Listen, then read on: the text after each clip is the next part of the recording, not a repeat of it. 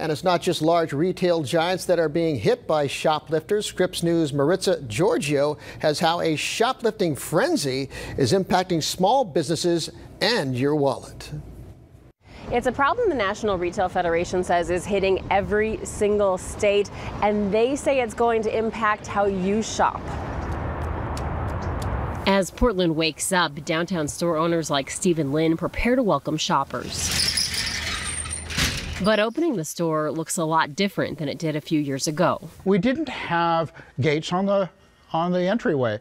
We weren't worried about our windows being broken, and shoplifting was something that almost never happened. And now? We've gone through a lot. I actually put my hand in my pocket, make sure my mace is available. I go to steel gates, and I have to open them with a key. Lynn's business is one of more than 50% of small businesses across the country that report an increase in shoplifting. We've gone up 800%. So the changes are stark, and there are things that I didn't expect when I opened a small business so many years ago. It's not just Portland and not just small businesses. Organized retail crime is happening everywhere. Large national retailers, small businesses. The National Retail Federation estimates stolen goods cost retailers $94 billion in 2021. It says the bigger problem isn't about individual shoplifters as much as it is organized retail crime. These are criminal enterprises that organize, plan, and orchestrate groups of shoplifters who go in and steal often and large quantities of theft. A National Retail Federation survey shows this organized crime cost stores an average of more than $700,000 per $1 billion in sales in 2020. That's up more than 50% in the last 5 years. You've likely seen the videos of brazen thefts at high-end retailers, so-called smash and grabs. The U.S. Chamber of Commerce sent this letter to members of Congress urging them to pass legislation to stop the sale of stolen items online.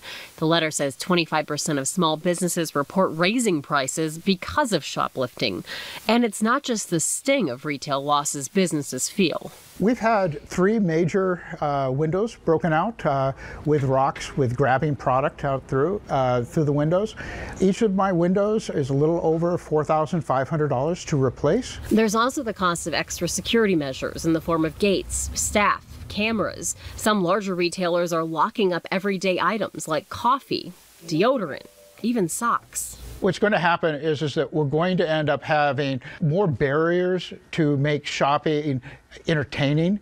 And when you put barriers in place, that's going to hurt the businesses even more. This impacts the consumer as much as it impacts the retailer. Shuttered storefronts across the U.S. In San Francisco, Walgreens says it closed multiple stores in 2021 because of organized retail crime. Lynn is still processing the news that outdoor recreation retailer REI will close its stores in Portland's nearby Pearl District by early next year. In a letter sent to customers, REI leadership says last year, the Portland store had its highest number of break-ins and thefts in 2 decades, despite actions to provide extra security. There are a lot of factors that have contributed to this over the past several years. Some point to inflation, saying the value of goods stolen is higher. Others point to online marketplaces that make it easier for criminals to sell stolen items. The Marshall Project, a nonprofit journalism organization, looked for data that showed a trend and instead found police data is missing. The National Retail Federation blames part of the rise on thieves not being harshly prosecuted.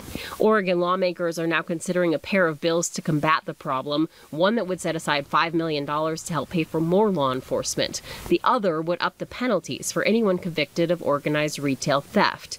If passed, the state would join a handful of others that stiffened the punishment for stealing last year. But guess what? We're fed up. We are fed up. That store owner you just met tells us he has hope, not only because of new measures being passed in certain states, but also because of his collaboration with other small business owners to work on solutions. Listen, this is personal to him. His inventory is his retirement, like so many other small business owners. Maritza Giorgio, Scripps News.